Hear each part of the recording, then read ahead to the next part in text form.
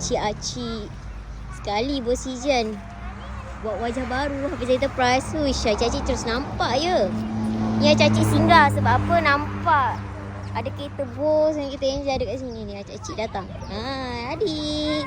Ui, berkemah tu kita nak habiskan sebelum kita nak buat launching kan. Sebelum ni siap. Cik-acik boleh je datang terus. Kita deal sampai jadi. Sebab apa? This is Hafiz Enterprise. Kita bakal bertukar kepada HQ Gudang Bos Ijan. Ni semua untuk cik-acik kita lah. Wah, datang lagi tak, Dek? Hai. Cik-acik kita. Masih, Cik. Singgah lagi. Uish, Nori nak pick up barang dah sold.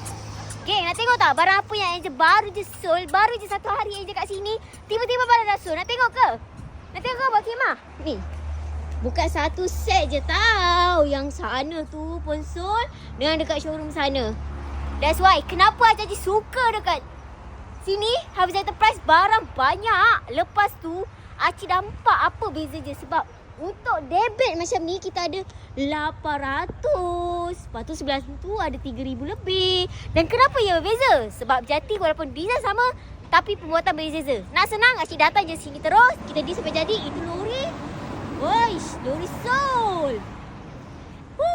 Gudang Bos Ijan, geng. Gudang Bos Ijan. Hafiz Enterprise.